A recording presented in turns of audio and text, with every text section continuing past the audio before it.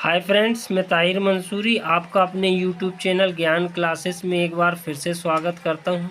आज हम अपने वीडियो में साझेदारी फर्स्ट के जो चैप्टर है उस पे प्रश्न क्रमांक 17वें सवाल को हम हल करवा रहे हैं, जो कि शिवलाल अग्रवाल की पुस्तक से लिया गया है और जो कि काफ़ी इम्पोर्टेंट सवाल है। तो आइए शुरू करते हैं। प्रश्न क्रमांक 17 में हम देखेंगे, रमेश और सुरेश एक फर्म में साझेदार है तथा उनके लाभ विभाजन पूंजी के अनुसार है, जो कि व्यवसाय के प्रारंभ में 80,000 और 60,000 रुपये लगाई गई थी। फर्म ने 1 अप्रैल 2017 से व्यवसाय शुरू किया है। साझेदारी समझौते के अनुसार पूंजी और आहरण पर क्रमशः 12% और 10% प्रतिवर्ष की दर से ब्याज अनुमत है। रमेश और सुरेश क्रमशः 2,000 और 3,000 रुपये प्रति माह का वेतन के रूप में प्राप्त करते हैं। वर्ष की समाप्ति पर 31 मार्च 2018 को उपयुक्त समायोजन करने से पूर्व लाभ 1,03,000 रुपये था और रमेश और सुरेश के जो आहरण थे वो 40,000 और 50,000 थे। आहरणों की राशि पर ब्याज रमेश के लिए 2,000 रुपये और सुरेश के लिए 2,500 रुपये बनते हैं। इनकी पूंजी को अस्थिर मानते हुए लाभ हानि नियोजन खाता और साझेदारों का पूंजी खाता तैयार कीजिए। तो यहाँ पर साझेदारी फर्स्ट में जो है लाभ हानि नियोजन खाता तैयार करना है और साझेदार का पूंजी खाता तैयार करना है। तो आइए हम देखते हैं इसे किस प्रकार से हल करेंगे। तो प्रश्न क्रमांक 17 में जो है लाभ हानि नियोजन खाता 31 मार्च 2018 को समाप्त होने वाले वर्ष के लिए, तो इतना हम यदि बना देंगे तो उस पर हमें 1 नंबर ज़रूर मिलेगा। तो यहाँ हमें प्रारूप मालूम होना चाहिए कि प्रारूप में विवरण राशि और यहाँ पर अब हम देखेंगे तो सबसे पहले जो हमें लिखना है वो लिखना है कि जो वर्ष का शुद्ध लाभ रहता है वो शुद्ध लाभ हमें यहाँ पर लिखना पड़ेगा, जो कि लिखा हुआ है 1,03,000 रुपये। उसके बाद हम जो लिखेंगे तो इस साइड जो मदे आती है वो आती है पूंजी पर ब्याज की गणना। तो पूंजी पर जो ब्याज की गणना की जाती है, रमेश की पूंजी कितनी है, अब हम बताएंगे कि रमेश की पूंजी 80,000 है। तो 80,000 रुपये, ये काम हम रफ में भी कर सकते हैं लेकिन हम आपको यहाँ दिखाना चाहेंगे कि कैसे हल होगा। तो रमेश की जो पूंजी है और पूंजी पर जो ब्याज की गणना है वो 12% से होगी। तो रमेश की पूंजी 80,000 का 12% निकालेंगे तो परसेंट का क्या आएगा, 100 आएगा। तो 12 अट्ठे होता है 96, 9,600 रुपये जो है वो रमेश की पूंजी पर ब्याज मिलेगा। और इसके बाद आता है सुरेश की पूंजी। सुरेश की जो पूंजी है वो है आपकी 60,000 का 12% निकाला जाएगा। तो 2 शून्य से 2 शून्य काट दी जाएंगी और 12 छिंग 72, 7,200 रुपये जो है वो सुरेश की पूंजी पर ब्याज आएगा। इसके बाद वेतन जो कि दोनों साझेदार को मिल रहा है, तो रमेश का जो वेतन है वो है आपका 2,000 रुपये प्रति माह। यदि प्रति माह बोला है तो रमेश को 2,000 में गुणा करेंगे अपन 12 का, तो 12 दूनी होता है 24,000 रुपये। तो ये वेतन हो गया रमेश का। और सुरेश को भी वेतन मिल रहा है, तो सुरेश का जो वेतन है वो 3,000 गुणित 12 होगा, क्योंकि 3,000 रुपये प्रति माह के हिसाब से सुरेश को मिल रहा है। तो 12 तिया 36,000। इस प्रकार से यहाँ पर इतनी गणना होगी।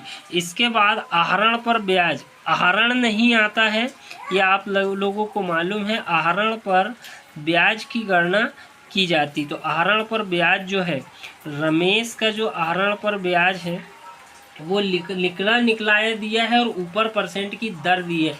तो प्रतिशत की दर को छोड़ देंगे, जो निकलाया दिया है उसकी गणना हम कर लेंगे। तो रमेश को जो आहरण पर ब्याज लगा है वो 2,000 रुपये लगा है और सुरेश को जो लगा है आहरण पर ब्याज वो लगा है 2,500 रुपये।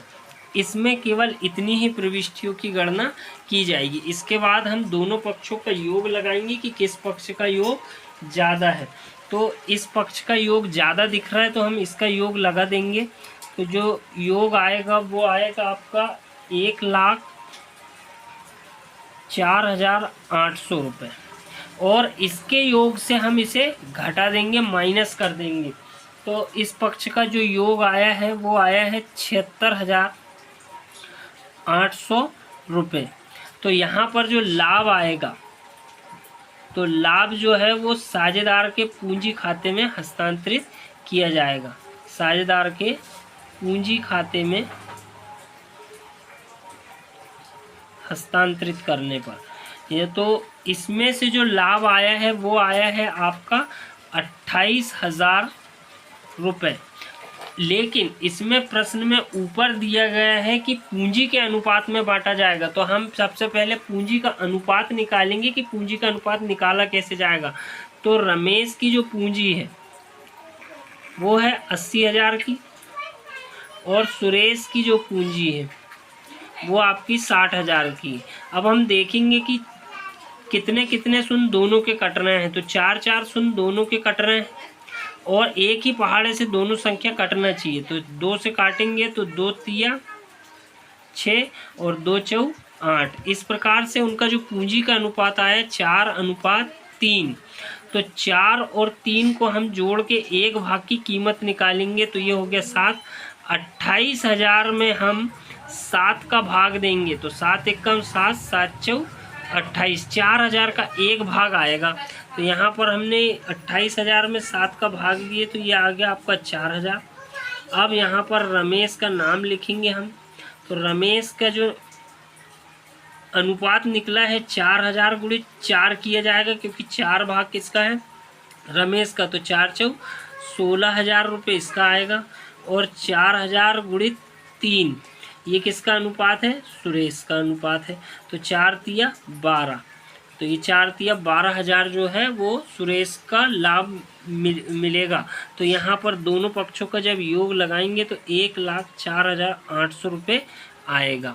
तो इस प्रकार से ये लाभ हानि नियोजन खाता जो है उसमें जो प्रारूप दिया रहता है, पूंजी पर ब्याज, वेतन, कमीशन, लाभ, इनकी प्रविष्टि इस पक्ष में होती है।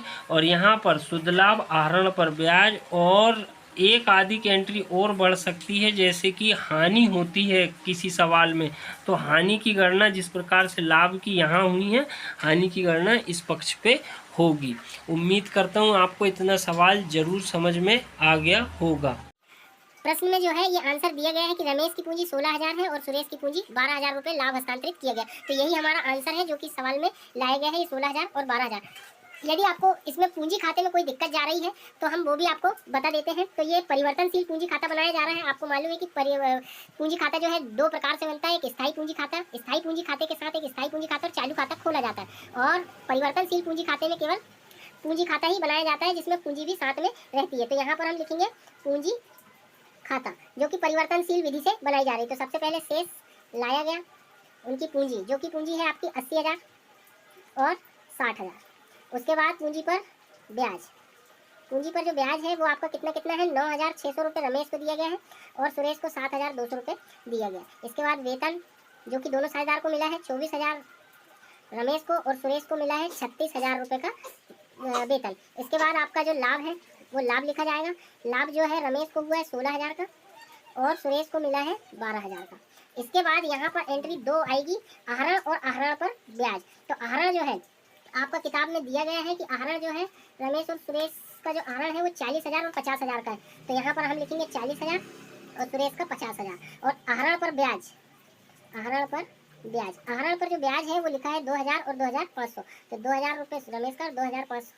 यहाँ पर एक चीज़ आप देखोगे तो इस पक्ष की जो एंट्री है, इस पक्ष की जो एंट्री है वो मुड़कर क्रेडिट पक्ष में आती है पूंजी खाते के, और जो क्रेडिट की मदद रहती है वो मुड़कर आती है डेबिट पक्ष में। थोड़ा सा ध्यान देने वाली बातें हैं तो इन्हें आप ध्यान से देख सकते हैं। तो इस पक्ष का अब हम योग लगाएंगे क्योंकि इस पक्ष का योग ज़्यादा है। तो इस पक्ष का जो योग आया है वो आपका 1,29,600। यहाँ का जो योग आया 1,29,600, उसमें से घटाएंगे हम यहाँ पर 40 और 2 42,000 रुपये, 42,000 रुपये घटाए जाएंगे। तो जो आएगा वो यहाँ पर लिखा जाएगा शेष ले गया। यहाँ पर जो है शेष लाया गया लिखते हैं बैलेंस बीडी, और यहाँ लिखा जाता है शेष ले गया बैलेंस सीडी। तो यहाँ घटाने के बाद जो शेष बचता है वो बचेगा 87,600।